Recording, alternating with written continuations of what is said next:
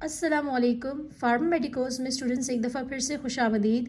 Students, आज के lecture में हम लोग एंटी इरिथमियल ड्रग्स में सोडियम चैनल ब्लॉकर्स को डिटेल से डिस्कस करेंगे।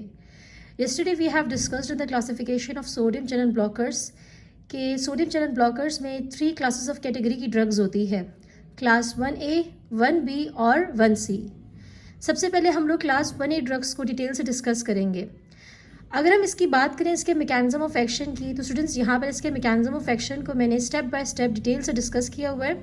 हम हर स्टेप को डिटेल से सीक्वेंस वाइज डिस्कस करेंगे। तो पहला स्टेप ये है स्टूडेंट्स कि ये सबसे पहले सोडियम चैनल्स को ब्लॉक करेगा, स्ट्रांगली भी नहीं, वीकली भी नहीं, मॉडरेटली। ठीक है, सोडियम चैनल्स को जब ये मॉडरेटली ब्लॉक करेगा तो इससे क्या होगा, अब आपको पता है जब सोडियम चैनल्स ब्लॉक हो जाएंगे तो सोडियम आयन सेल के अंदर नहीं आएंगे। जब सोडियम आयन सेल के अंदर नहीं आएंगे तो डीपोलराइजेशन नहीं होगी, तो हार्ट अपने सिग्नल्स को आगे ट्रांसमिट नहीं कर पाएगा। तो सोडियम चैनल्स को ब्लॉक करने की वजह से हार्ट की जो कंडक्शन है ना, वो स्लो हो जाएगी। इसके अलावा स्टूडेंट्स, सोडियम चैनल्स को ब्लॉक करने के अलावा ये पोटेशियम चैनल्स को भी ब्लॉक करता है। जब ये पोटेशियम चैनल्स को ब्लॉक करेगा तो ये सेल के रीसेटिंग फेज को इंक्रीज कर देगा, उसके ड्यूरेशन को इंक्रीज कर देगा। क्योंकि हमें पता है जब पोटेशियम चैनल्स को हम ब्लॉक कर देंगे तो पोटेशियम सेल से लीव नहीं कर सकेगा। आपको पता है पोटेशियम आयंस की वजह से रीसेटिंग फेज हो रहा था, यानी कि कॉन्ट्रैक्शन के बाद हार्ट सेल्स वापस से रीसेट हो रहे थे। अब जब हम पोटेशियम चैनल्स को ही ब्लॉक कर देंगे तो पोटेशियम सेल को लीव नहीं करेंगे, जिसकी वजह से रीसेटिंग फेज जो है वो मज़ीद इंक्रीज हो जाएगा। अब जब ये पोटेशियम चैनल्स को ब्लॉक करके ये रीसेटिंग फेज को इंक्रीज कर रहे थे, तो हमने कल ईसीजी में पढ़ा था कि Q और S फेज, इन दोनों फेजेस में पोटेशियम आयंस जो थे वो सेल को लीव कर रहे थे। तो जब हम पोटेशियम आयंस को ही, चैनल्स को ही ब्लॉक कर देंगे तो पोटेशियम आयंस सेल को लीव नहीं करेंगे, जिसकी वजह से ईसीजी में जब आप पोटेशियम चैनल्स को ब्लॉक करेंगे तो ये QRS कॉम्प्लेक्स आपको वाइड यानी इंक्रीज करके दिखेगा।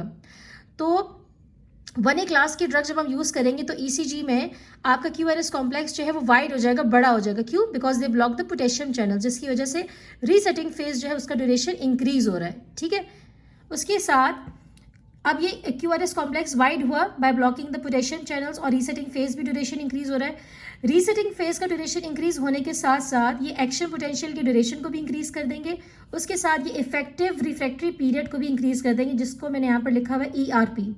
What is effective refractory period? ये आपको लेक्चर 1 में आपको मैंने समझाया था। ये वो टाइम है जिसमें हार्ट सेल्स रीसेट हो रहे होते हैं या रेस्ट कर रहे होते हैं और अपने आप को नेक्स्ट हार्ट बीट के लिए प्रिपेयर करते हैं। अब चूंकि ये पोटेशियम चैनल्स को ब्लॉक करे, रीसेटिंग फेज इंक्रीज हो रहा है, तो एक्शन पोटेंशियल का ड्यूरेशन उसके साथ इफेक्टिव रिफ्रैक्टरी पीरियड दोनों का ड्यूरेशन भी इंक्रीज हो जाएगा।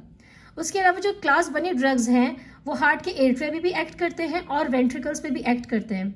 अगर हम इसको हाई डोजेस पे देंगे तो हाई डोजेस पे ये AV नोड की कंडक्शन को भी ये ब्लॉक कर सकते हैं। ठीक है, तो ये इसका मैकेनिज्म ऑफ एक्शन हुआ जो मैंने आपको स्टेप बाय स्टेप यहाँ पर एक्सप्लेन कर दिया है। ये students, now we are going to discuss the uses, adverse effects, kinetics and contraindications of sodium channel blockers of class 1A।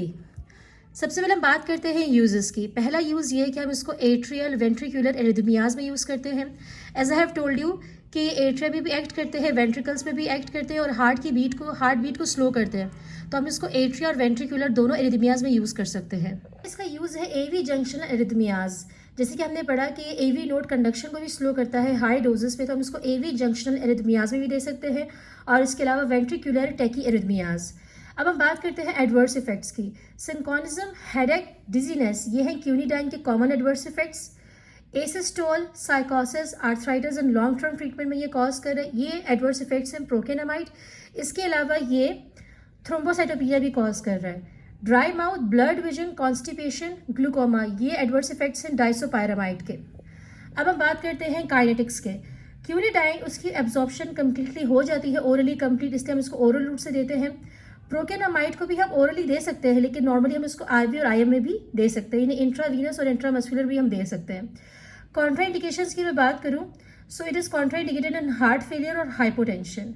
तो यहीं पे स्टूडेंट्स हमारा क्लास 1A ड्रग्स कंप्लीट होता है। लास्ट में स्टूडेंट्स, इस टॉपिक से रिलेटेड मैं आपको एक रीज़न बताना चाहती हूँ जो कि आपसे अक्सर पूछा जाता है कि how quinidine causes bidirectional block. इसका रीज़न ये है कि पहले ही तो ये सोडियम चैनल को ब्लॉक करते हैं। सोडियम चैनल को ब्लॉक करने की वजह से कंडक्शन जो होती है वो उसको स्लो कर देते हैं फॉरवर्ड डायरेक्शन में, आगे की तरफ।